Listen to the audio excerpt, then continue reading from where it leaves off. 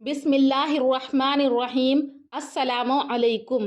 نوری Islamic channel کے معزز خواتین و حضرات، ہم امید کرتے ہیں کہ آپ خیریت سے ہوں گے اور ہماری دعا بھی ہے کہ اللہ پاک آپ کو سدا عافیت کے سائے میں بنائے رکھے۔ ہمارا آج کا موضوع جنات نے مسجد اقصی کی تعمیر کس طرح سے کی۔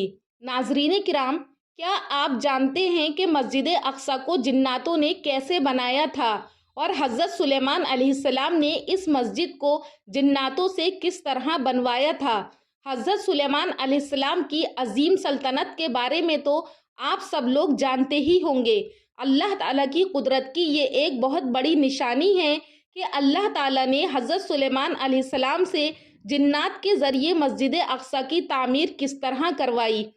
سورہ سبا کی آیت نمبر 24 میں اللہ رب العزت نے بہت ہی خوبصورتی کے ساتھ حضرت سلیمان علیہ السلام کے اس دنیا سے جانے کے بارے میں ذکر کیا ہے کہ ہم جسے چاہیں اور جس طرح چاہیں لوگوں کو اپنے پاس بلا سکتے ہیں، اور یہ بات بھی بتائی گئی کہ وہ جنات جو علم و غیب کا دعویٰ کرتے تھے اور انسان بھی سمجھتے تھے کہ جنات غیب کی باتیں جانتے ہیں، کیونکہ اللہ تعالیٰ نے جناتوں کو وہ طاقت دے رکھی ہے کہ وہ چند منٹوں میں میلوں کی دوری طے کر سکتے ہیں اور وہ بہت ساری باتوں کو بھی جانتے ہیں۔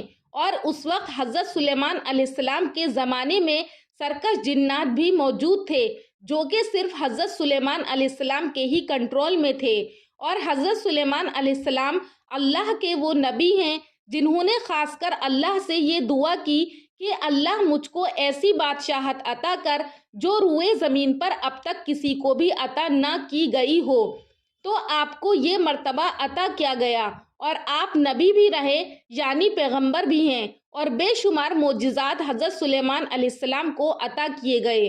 آپ کی حکومت ہواؤں پر تھی، آپ کی حکومت جانوروں اور پرندوں پر بھی تھی، یہاں تک کہ چھوٹے چھوٹے کیڑوں مکوڑوں کی بولیاں بھی آپ جانتے تھے، اور جنات پر بھی آپ کی حکومت تھی، اور سرکش جنات یہ صرف آپ ہی سے قابو پا سکتے تھے۔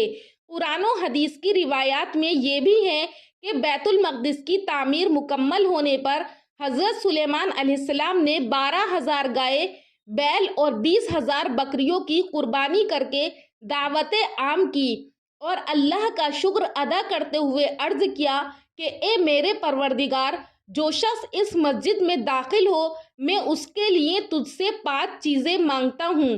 ایک یہ کہ جو گناہگار توبہ کرنے کے لیے مسجد میں آئے اس کی توبہ قبول فرما کر گناہ معاف فرما دے۔ دوسری یہ کہ جو شخص کسی خوف اور خطرے سے بچنے کے لیے مسجد میں آئے تو اسے امن دے کر خطرات سے نجات دلا دے۔ تیسری یہ کہ جو بیمار شخص اس مسجد میں داخل ہو اسے شفا عطا فرما۔ چوتھی یہ کہ جو فقیر اس میں داخل ہو اسے غنی کر دے، اور پانچویں یہ کہ جو شخص اس میں داخل ہو جب تک وہ اس میں رہے تو اپنی نظر عنایت و رحمت اس پر رکھ، بجز اس شخص کے جو کسی ظلم یا کفر کے کام میں مشغول ہو۔ بیت المقدس سے مراد مبارک اور پاکیزہ گھر ہے۔ سب سے پہلے حضرت یعقوب علیہ السلام نے وحی الہی کے مطابق مسجد بیت المقدس کی بنیاد رکھی۔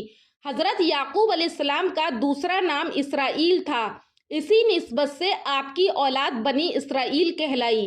سلیمان علیہ السلام نے مسجد اور شہر کی تعمیر و تجدید کروائی، یہی وجہ ہے کہ یہودی بیت المقدس کو ہیکل سلیمانی کہتے ہیں۔ حضرت داؤد علیہ السلام جب بیت المقدس کی تعمیر کر رہے تھے تو ابھی تعمیر کا کام پورا نہیں ہوا تھا کہ آپ کے دنیا سے رخصت ہونے کا وقت آ گیا، تو آپ نے اپنی سلطنت اپنے پیارے بیٹے حضرت سلیمان علیہ السلام کے حوالے کی، اور باقی جو کام بچا تھا مسجد اقصی کا وہ حضرت سلیمان علیہ السلام نے شروع کر دیا۔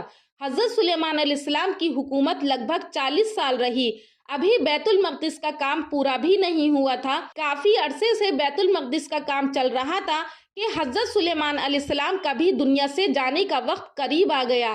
حضرت سلیمان علیہ السلام جب اللہ کی عبادت کرتے تھے تو عام لوگوں کی طرح اللہ کی عبادت نہیں کرتے تھے، بلکہ اپنی محراب میں جا کر 2 3 مہینے تک آپ اسی جگہ کھڑے رہتے یا بیٹھ کر یا سجدے میں اللہ کی عبادت کرتے تھے اور ذکر کرتے تھے، اور جنات بھی اس بات کو جانتے تھے۔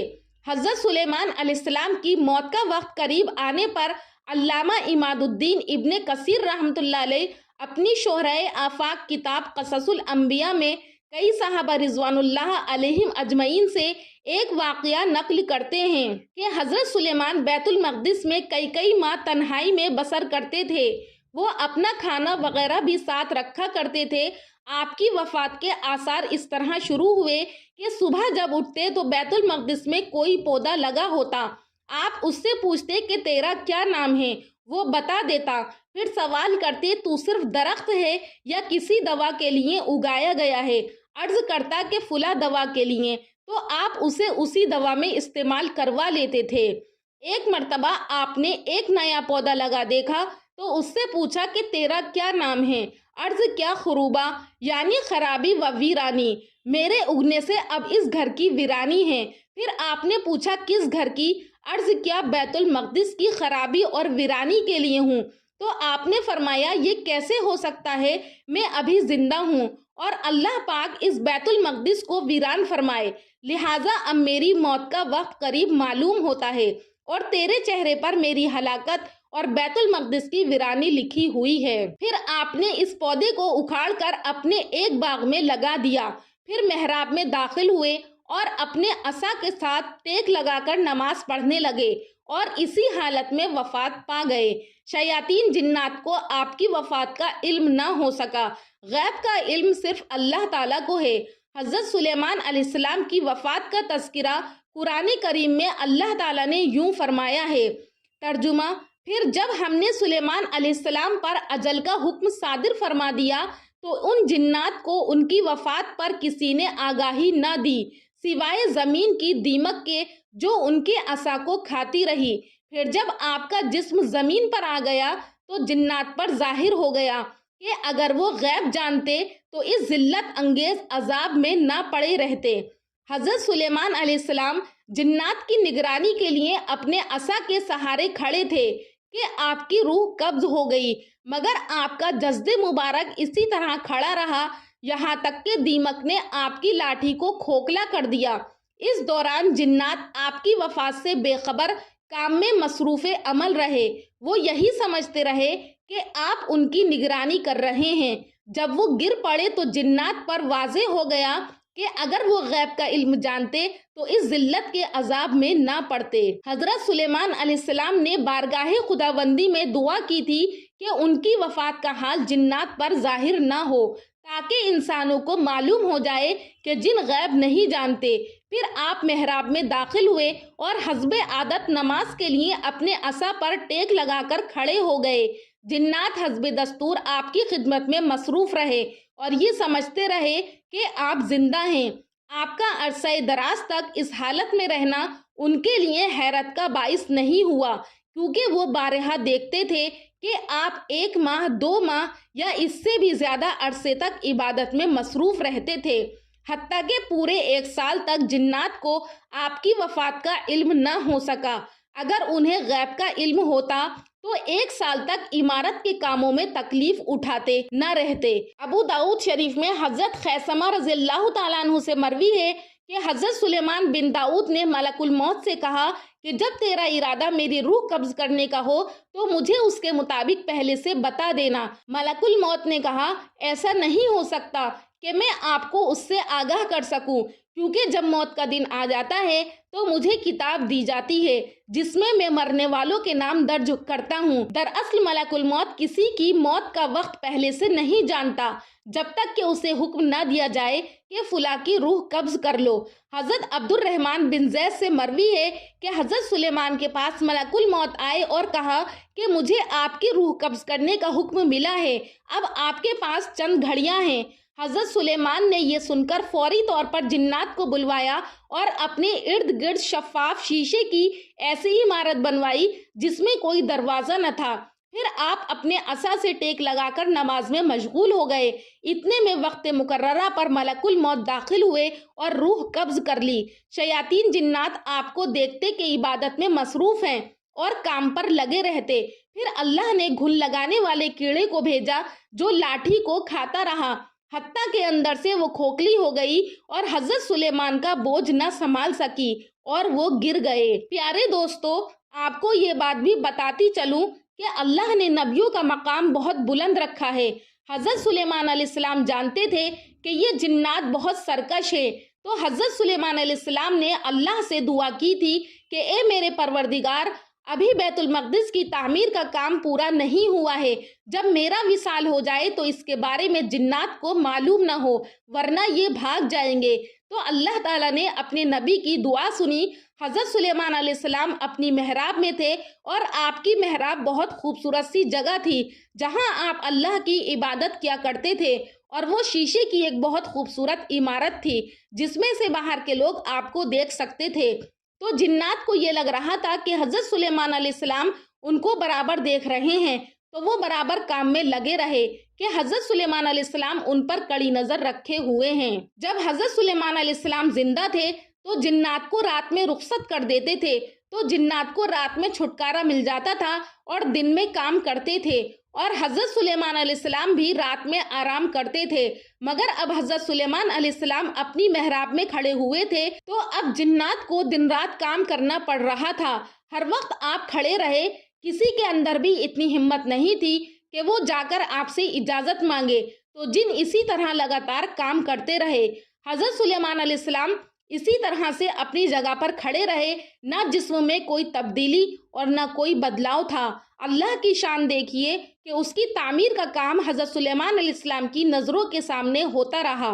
ناظرین کرام، آپ کو یہ بات بھی بتاتی چلوں کہ اللہ تعالیٰ نے جن کو ایسی مخلوق بنایا ہے جو مشکل سے مشکل اور سخت سے سخت کام انجام دے سکتی ہے، اس لیے حضرت سلیمان علیہ السلام نے یہ ارادہ فرمایا کہ مسجد کے چار جانب ایک عظیم الشان شہر آباد کیا جائے اور مسجد کی تعمیر بھی اثر نو کی جائے۔ ان کی خواہش تھی کہ مسجد اور شہر کو بیش قیمت پتھروں سے بنوائیں، اور اس کے لیے دور دراز سے حسین اور بڑے بڑے پتھر منگوائیں۔